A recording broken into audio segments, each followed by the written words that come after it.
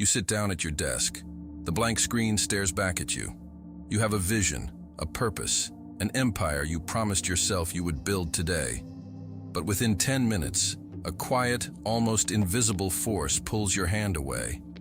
Suddenly, you are staring at a glowing rectangle, scrolling endlessly through the artificial lives of strangers.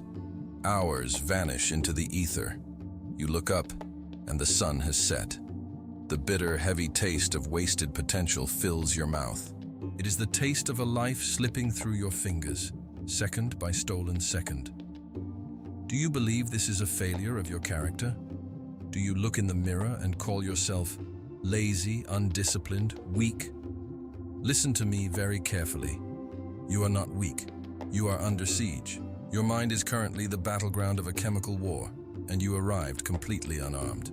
Your dopamine receptors, the very biological engines of your motivation and drive, have been hijacked by billion-dollar algorithms and artificial stimuli engineered to steal your life force.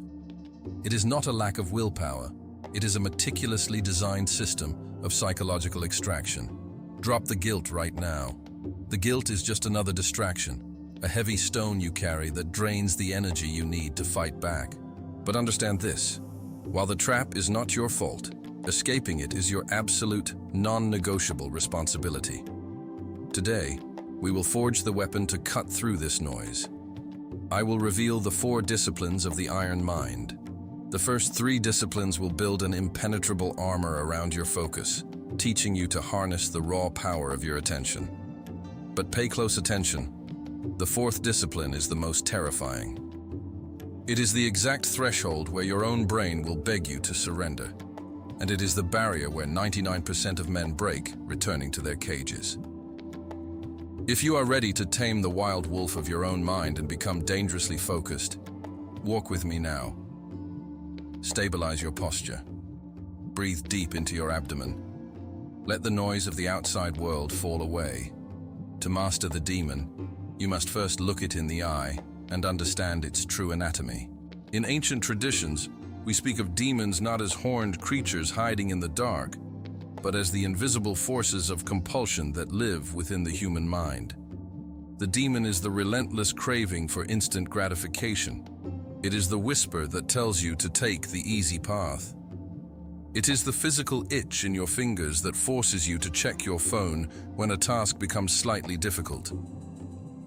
Look at the wolf in the wild. The wolf is lean, alert, dangerously focused. When the wolf is hungry, its senses are sharpened to a razor's edge. It can hear a twig snap from a mile away. It tracks its prey through the snow with unbreakable concentration, ignoring the cold, ignoring the fatigue. The wolf's hunger is the exact source of its lethal power. But what happens if you take that same magnificent creature and lock it inside a cage, feeding it scraps of artificial, processed meat every single hour? The wolf becomes fat. Its eyes grow dull. It sleeps all day. It forgets how to hunt. It loses its very nature. You are that wolf. Human beings evolved to hunt for their survival, to pursue difficult long-term goals across hostile landscapes.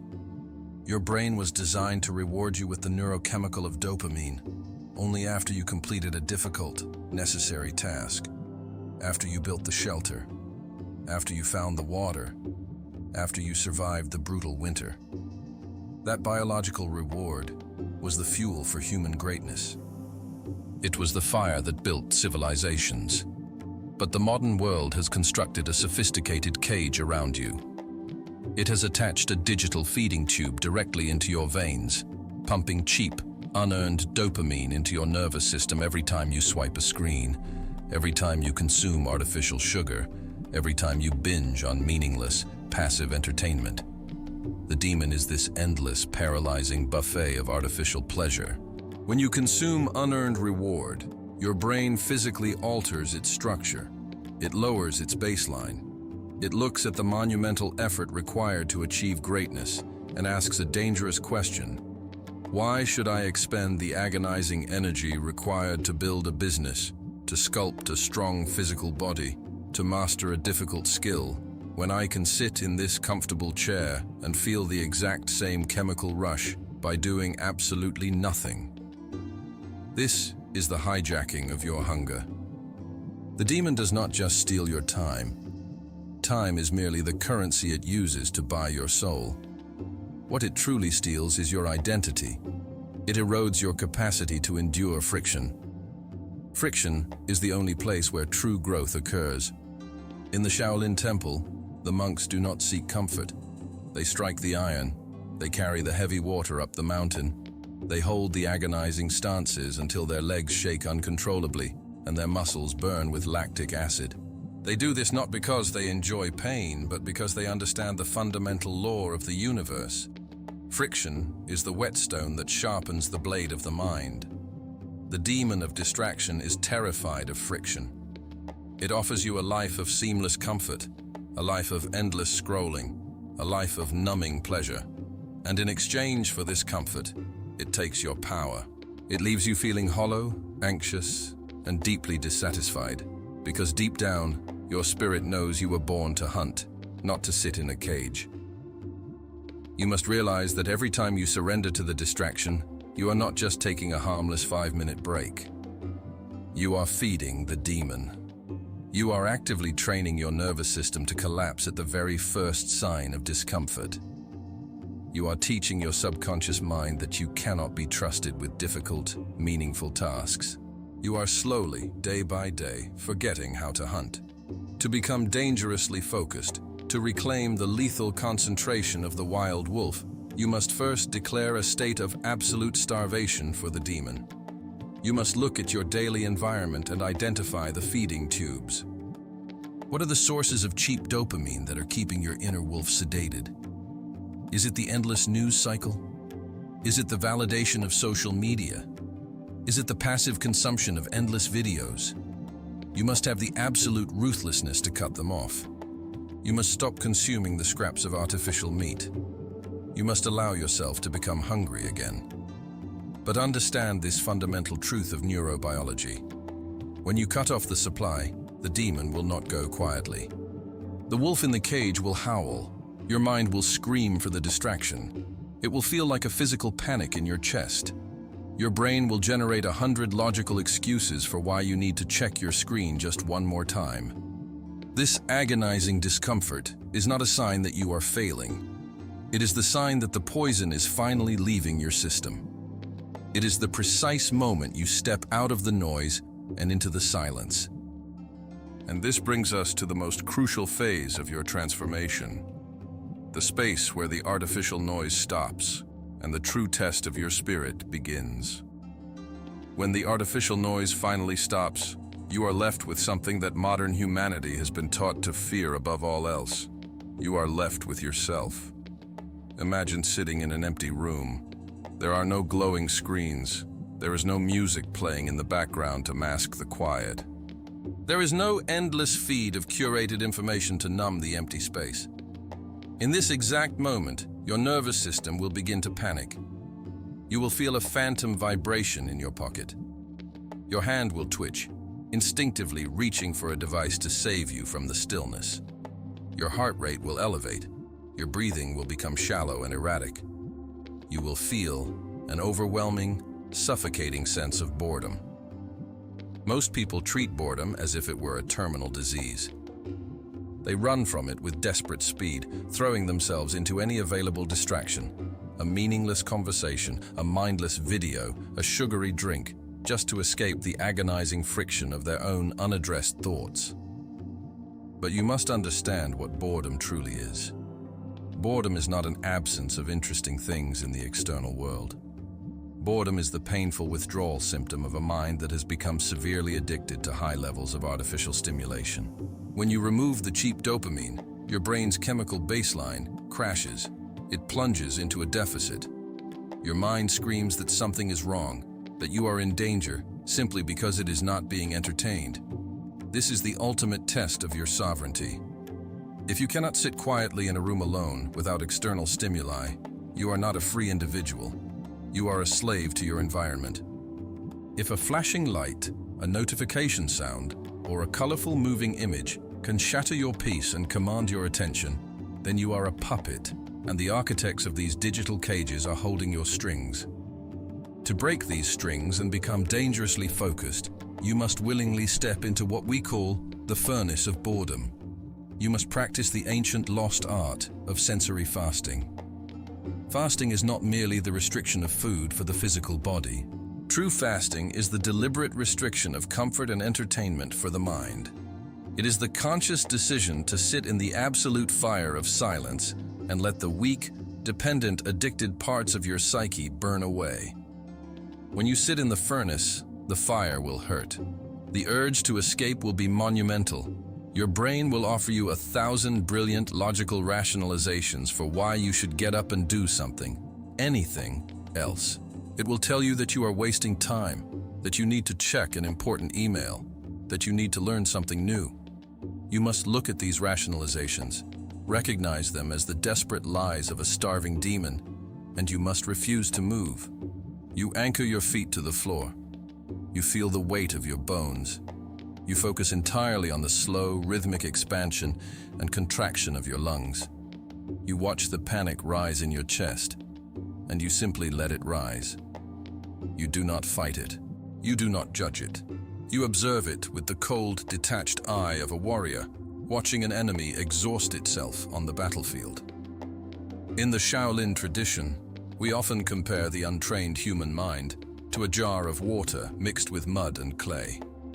Because you are constantly interacting with the world, constantly consuming media, constantly talking, constantly reacting, the jar is being violently shaken all day long. The water is completely opaque. It is chaotic, dark, and thick. You cannot see through it. You cannot see the truth of your own life, your own purpose, or your own pain, because the mud is swirling in a relentless storm. How do you clear the water?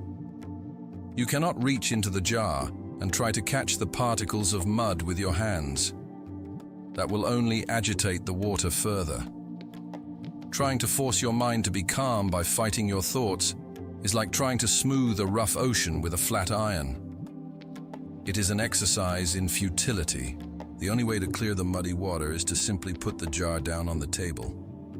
And then you wait. You do nothing. You allow the natural law of gravity to take over. Slowly, imperceptibly at first, the heavy particles of mud begin to drift downward. The chaos begins to settle at the bottom of the glass. And gradually, the water at the top becomes crystal clear. It becomes transparent. It becomes pure. This is the profound, biological magic of the furnace of boredom. By forcing yourself to endure the initial panic of understimulation, you are putting the jar down. You are allowing the chaotic debris of your hijacked dopamine system to settle. As you endure this sensory fast, a miraculous neurobiological reset occurs. Your dopamine receptors, which were previously numb and burned out by the massive floods of digital pleasure, begin to heal. They begin to upregulate. They become sensitive again. When your baseline resets, everything changes. The subtle, quiet things in life that used to bore you suddenly become vibrant and rich. You will find that reading a dense, difficult book is no longer a chore. It becomes a deeply engaging exploration. You will find that taking a walk in the forest, without headphones, without a podcast, listening only to the wind moving through the branches, fills you with a profound sense of awe. You will discover that sitting down to work on your grand vision, which used to feel like moving a mountain of lead, now feels like a natural, exhilarating release of energy. The hunger returns. The wolf is no longer fat, sedated, and sleeping in the cage. The wolf is awake, its eyes are clear, its muscles are primed. It remembers what it is. It is ready to hunt real prey. But having a hungry, awakened wolf is only the beginning. Raw, unbridled energy is useless if it is not directed with absolute, lethal precision. If the wolf chases 3 rabbits at the same time, it will catch none, and it will starve despite its strength. The energy you have reclaimed from the digital world must now be forged into an instrument of unparalleled sharpness. It must be compressed. It must be focused so intensely that it can cut through steel.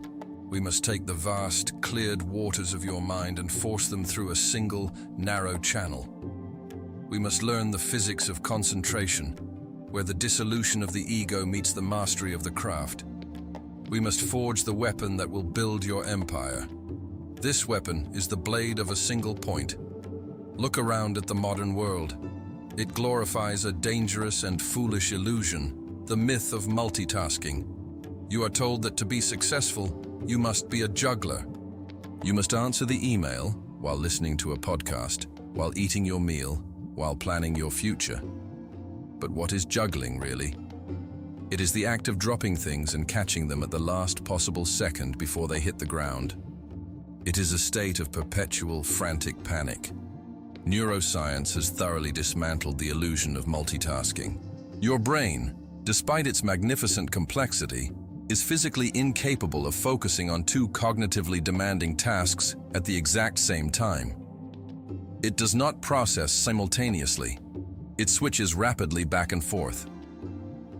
Every single time you shift your attention from your deep work to a text message and then back to your work, there is a severe biological cost. Psychologists call this attention residue. A piece of your cognitive energy remains stuck on the previous task. You are leaking your life force.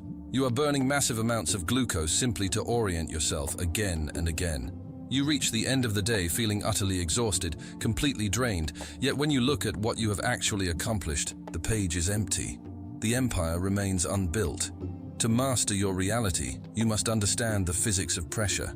Imagine a wide, gentle river flowing across a flat plain. It is beautiful, it is peaceful, but it possesses no penetrating power. A child can stand in it, and the water will merely wash harmlessly around their ankles. The energy is dispersed. It is shallow. Now, take that exact same volume of water, not a single drop more, and force it through a microscopic nozzle under immense mechanical pressure. That gentle water transforms into a hydro laser. It becomes an industrial cutting tool, capable of slicing through thick blocks of solid granite, through sheets of titanium, through the thickest steel on Earth. The water did not change its nature. It only changed its concentration. Your attention is that water. When you spread your attention across 5 different tabs on your browser, 3 different conversations, and the endless anxieties of the future, you are the shallow river. You have no impact. You cannot cut through the resistance of your goals. But when you close every door, turn off every notification, and compress the entirety of your life force into one singular immediate action, you become the hydro laser. You become dangerously focused. You become a force of nature that can slice through any obstacle, any complex problem, any creative block in your path. This is the discipline of the single point. It requires a radical, almost ruthless commitment to the present moment. To create this blade, you must be the blacksmith of your own attention. You must strike the hot iron, fold it over itself, and strike it again. Every time you catch your mind wandering, and you forcefully bring it back to the single task, you are striking the iron. You are folding the steel. It is an exhausting process at first. Your mind will rebel, but with every strike, the blade becomes stronger, more resilient, and infinitely sharper. It means making a blood pact with yourself that for the next hour or the next 2 hours, nothing else in the universe exists except the task in front of you. If the phone rings, let it ring. If a brilliant idea for a different project pops into your head, you let it float away like a cloud passing over a mountain. You do not abandon the target. You do not break the laser. When you hold this single-pointed focus long enough, passing through the initial friction and discomfort, a profound neurobiological shift occurs. You enter what modern psychology calls the flow state. In the Shaolin temple and in Taoist philosophy, we call this Wu Wei, doing without doing, action without effort. In the state of flow, the prefrontal cortex, the part of your brain responsible for your ego, your self-doubt, your anxiety, and your constant inner critic, literally begins to power down. This phenomenon is known as transient hypofrontality. Because your brain is pouring every ounce of its processing power into the single task at hand, it no longer has the energy to sustain your insecurities. The voice in your head that tells you that you are not good enough, that you are going to fail, that you are tired, that voice is silenced. It is starved of electricity. In this sacred space, you are no longer thinking about yourself performing the action. You dissolve into the action itself. The dancer becomes the dance, the archer becomes the arrow, the writer becomes the word.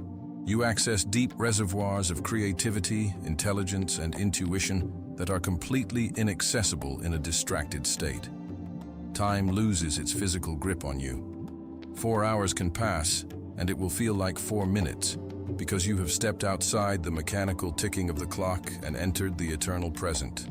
This is not merely a method for productivity. This is a profound spiritual practice.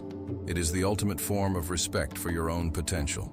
When you give your absolute undivided attention to a piece of work, to a physical movement, or even to a conversation with a loved one, you are infusing that moment with your highest life force.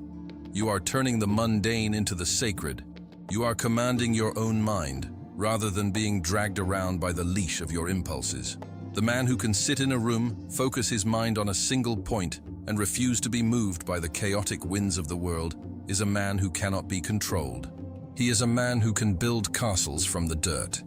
He is a man who has tamed the wild wolf and harnessed its lethal concentration. But do not let this state of grace deceive you into a false sense of security. You have cleared the muddy water. You have forged the hydro laser. You have entered the state of flow, and your blade is cutting through the stone. You feel invincible, but the demon of your mind is ancient, and it is endlessly patient. It knows it cannot defeat you when your momentum is at its peak, so it retreats into the shadows. It waits. It watches your energy reserves. It waits for the exact moment when the muscles burn, when the glucose drops, when the shadow of exhaustion begins to creep across your vision. The demon is preparing its final, most devastating attack. It will not come to you with a cheap distraction like a glowing screen. It will come to you with a perfectly logical, biologically convincing lie. It will attack you at the absolute limit of your endurance, at the barrier where the weak break and the masters are born. You have entered the flow. You have wielded the blade of the single point. For hours, you have been cutting through the stone of your ambitions. But eventually, the physical reality of your human form begins to set in. The glucose in your blood drops. The eyes grow heavy. The friction of the work begins to accumulate, creating a subtle but undeniable heat in your mind. This is the exact moment the ancient demon returns. But it does not return with a cheap distraction. It knows that you will no longer fall for the glowing screen or the artificial noise. It adapts. It changes its mask. It approaches you not as an enemy, but as a compassionate friend. It speaks to you with the voice of reason. It whispers, "You have worked hard today. You have done more than enough. You have been disciplined. You deserve to rest now. If you push any harder, you will burn out. You have earned a break." It is a beautiful, seductive, and perfectly logical argument. And it is a complete biological lie. Modern sports science and neurobiology have given a name to this phenomenon. They call it the central governor. Your brain is, fundamentally, an ancient survival machine. It was engineered over millions of years to protect you from catastrophic depletion. When you engage in deep, demanding work, whether physical or mental, and you begin to approach what feels like your absolute limit, the brain sounds the alarm. It sends intense signals of fatigue, brain fog, and an overwhelming, almost painful desire to quit. But here is the profound truth that separates the master from the masses. When your mind tells you that you are completely empty, that you have reached 100% of your capacity, you are usually only at 40%. The remaining 60% of your potential is locked behind a heavy vault of perceived suffering. The central governor is not reporting your actual physical or cognitive limits. It is merely making a conservative prediction. It is a safety mechanism designed to keep a massive reserve of energy hidden, just in case a predator suddenly appears and you need to sprint for your life. This biological alarm system is the barrier where 99% of men stop. They feel the artificial wall of fatigue. They listen to the reasonable, comforting voice of the demon. They put the pen down. They close the book. They step off the path. They truly believe they have given everything they had, but in reality, they have only given what was comfortable. They have stopped exactly at the border where true greatness begins. In the Shaolin tradition, there is a concept known as Qi, which translates to eating bitterness. To achieve mastery, you must learn to consume the bitter taste of hardship as if it were a sweet delicacy. When a monk holds a low horse stance for hours, with his legs shaking violently and sweat pouring into his eyes, he does not possess magical muscles. He possesses a radically different relationship with the voice of fatigue. He knows that the wall of pain is not made of brick. It is made of smoke. When you hit this barrier in your own life, when the demon offers you the perfect, justified excuse to surrender, you must do something radical. You do not argue with the voice. You do not panic at the sensation of mental exhaustion. You look the biological lie directly in the eyes, you smile, and you take exactly one more step. You write one more page. You read one more chapter. You focus for 10 more minutes. You intentionally and deliberately step across the boundary of your perceived limitation. You walk straight into the smoke. The moment you step through that artificial wall, something magnificent happens to your biology. The brain realizes that the alarm is being ignored. It realizes that the sovereign mind is no longer taking orders from the primitive survival mechanism. And because the brain must ultimately adapt to the iron will of the host, it relents. It unlocks the vault. It releases the reserve. Suddenly, a second wind floods your nervous system. The heavy fog clears from your mind. The fatigue evaporates, replaced by a crystalline, hyper-lucid state of awareness. The demon, realizing that its most powerful and deceptive weapon has completely failed, collapses into nothingness. When you break the central governor, you undergo an irreversible shift in your identity. You no longer see yourself as a victim of your circumstances or a slave to your energy levels. You realize that energy is not something you passively have. It is something you actively generate through the power of your will. The average man waits to feel motivated before he acts. The dangerously focused man acts and forces the motivation to follow his lead. This is the ultimate defeat of the demon. The demon relies on your passive acceptance of your internal state. It relies on you believing that if you feel tired, you must be tired. But when you prove to yourself, through the fire of direct experience, that your feelings are not facts, that your fatigue is a suggestion, not a mandate, you strip the demon of all its authority. You become a king returning to his throne, looking at the usurper who ruled your kingdom and banishing it forever with a single silent command. The path of the dangerously focused man is not a path of constant suffering. Once the wall of smoke is breached repeatedly, the brain stops raising the alarm so early. Your baseline of endurance permanently shifts. What used to exhaust you in 20 minutes now feels like a light warm-up. You begin to operate at a frequency of output that looks like magic to the untrained observer. They will ask you what your secret is.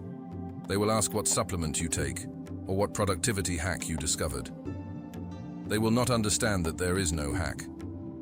There is only the willingness to sit in the furnace, to eat the bitterness, and to walk through the smoke when every cell in your body is screaming to stop. By pushing through this final resistance, you step into a realm of performance and focus that most human beings will never even glimpse in their entire lifetimes. You realize, with a sense of profound liberation, that your limits were never physical or cognitive. They were purely psychological illusions designed to keep you small, safe, and mediocre.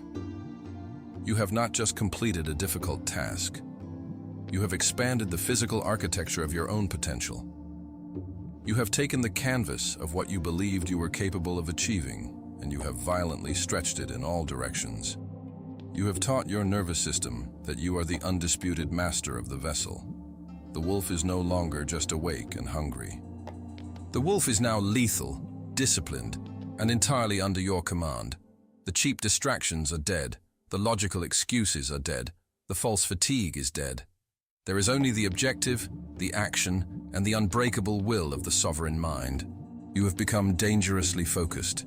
You have forged an armor that cannot be pierced by the noise of the modern world, and a blade that can cut through the thickest resistance of your own doubts.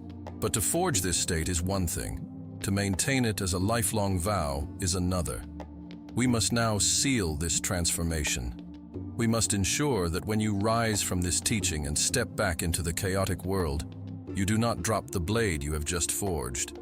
We must bind this new identity to your soul. The battle is over, but the mastery is eternal. Stand at the summit of a vast, silent mountain. The air is thin, crisp, and completely still. In your hand is the blade you have just forged, clean, sharp, and resting peacefully at your side. And there, sitting quietly at your feet, is the wolf. It is no longer a wild, destructive force driven by frantic hunger and cheap distractions. It is calm. It is loyal. It looks up at you, waiting for your absolute direction. You are no longer the prey of your own impulses. You are the master of the hunt. The modern world will continue to spin in its chaotic frenzy.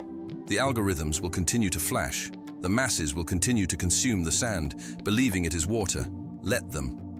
You have stepped out of the cage and into the terrifying, magnificent expanse of your own potential. You have become dangerously focused. We have reached the end of this teaching, but the true test begins the exact moment this screen goes dark. Do not give me empty praise. Do not offer me superficial applause. Prove your mastery. If you are truly ready to leave the old, distracted, defeated version of yourself behind, seal your fate in the comments below. Make a public, unbreakable vow to your own soul. Write only these 5 words. Let that be your digital oath. The door is open. The master is you. Write, I command my own mind.